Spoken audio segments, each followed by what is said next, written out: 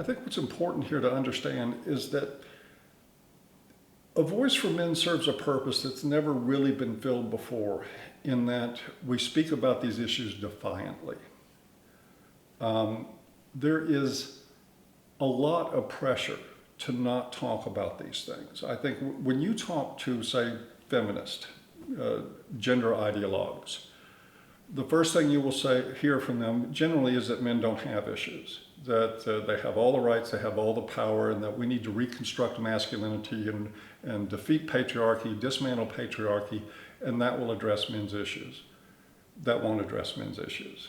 Men are dying right now by their own hand, like I said, at 4 times the rate of women.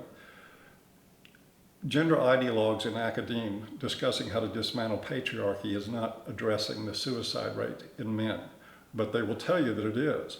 And at the same time, on the other side of the coin, if you talk to more traditional people, they have almost the identical same message, which is men need to shut up, go do their job, take care of their families, and quit complaining so much. A Voice for Men started out just investigating these issues, looking at them, talking about them.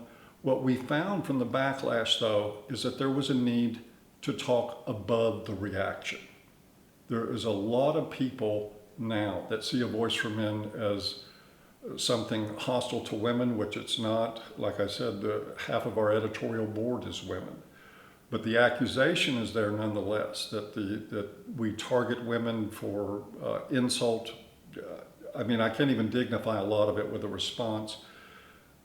But what we do is we examine these issues unapologetically. And that is, I think, very, very key, because when you have a culture that wants you to shut up, that's the last thing you should do.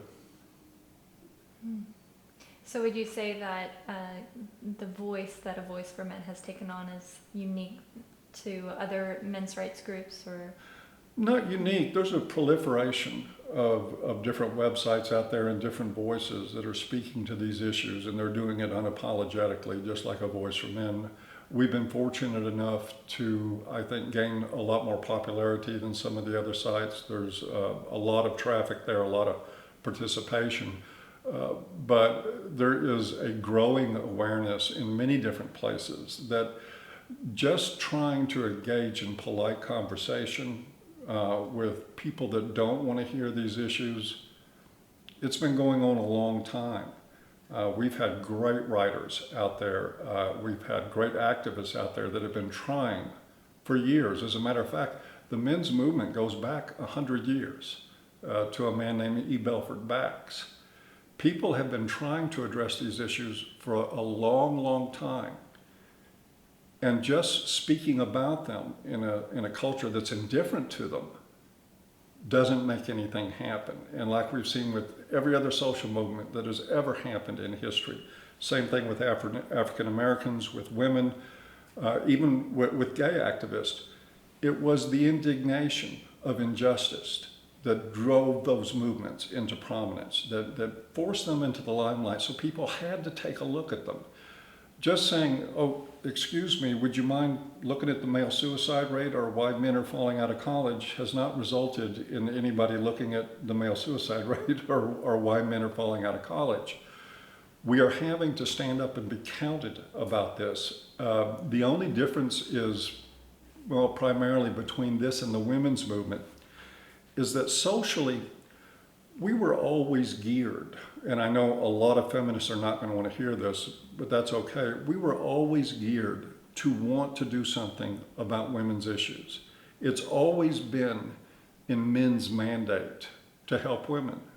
If we hear a woman scream at night, men will run to go help. It's always been that way throughout all of human history. Men take care of women, women take care of children. That's the way it's always been. And so when women started demanding, rightfully so, their share of employment, of education, of access to whatever this world has to offer for their own choices, their own dreams, many, many men stepped up and said, yeah, it's time, let's do this. They helped them because that was a part of our human biology, or our sociobiology, if you will. With men, the rules are completely reversed. Men are supposed to do for others, not for themselves. And so when men have started to speak up and say, wait a minute, I think we need to take a look at our own issues. The indignation just is almost instantaneous, and it comes from across the spectrum. You can find it in churches, you can find it in institutions of higher education, you find it in the halls of our government. Anywhere you go, could you imagine a politician standing up in this country right now saying, we need to look at men's rights, what's happening to them? His life expectancy as a public servant, or her life expectancy, would be about 5 minutes. However, you could take even, and it does happen, sometimes ridiculous notions of what we need to do about women's issues, and people will stand there and applaud. This is an imbalance that is deeply rooted in our culture. And the time for this has finally come for people to start speaking up about it and actually doing something about it. Yeah, there's definitely a call to action. What do you think the steps are to improve the future for men? The first step, I fully believe, is for men to get that they're never going to get permission from this culture to speak up on their own behalf. That's the first step, and to decide to do it anyway. That's really what A Voice for Men is about. It is, like I said, a defiant voice. This culture does not want to hear this stuff, and we easily shame men when they speak up. And I think people underestimate sometimes just how powerful an influence shame is in the lives of men, and just how easy men are to control with it. Let me give you an example. During World War I, the British government was having problems for some reason to getting men to volunteer to cross the channel and go into the meat grinder over there and face the mustard gas and artillery shells and life in the mud and the blood in the trenches. They just didn't want to go. A campaign was started where they used women to hand out white feathers to men, which was a symbol of disgrace and shame. And they went among the population and they handed out these feathers to any able-bodied young men that were not in uniform as a mark that they were cowards. And it worked. I would ask anybody to consider how much power that is. That simply the fear of being handed a white feather by a woman in public would cause young men to say, okay, I'll cross the channel and I'll go be cannon fodder. Wow. Look up White Feather Campaign, World War I. Whole history on it. It was Emmeline Pankhurst was the one that coordinated. She was one of the suffragettes. She and I forget the other two people. It was a man and a woman, some retired general or admiral, I believe, and a socialite decided that not enough young British men were investing in the royalties' wishes to go fight in World War I. So they came up with what they felt like would be the greatest influence, and they were absolutely right. Because what they noticed was that young men started enlisting not because they'd been handed a white feather, but because they were afraid they were going to. It was such a disgraceful mark to be called a coward as a man that literally tens of thousands of them died for it. That is, to me, an element, and it's one of the things that we do a lot, is we study the dynamics of what actual power is.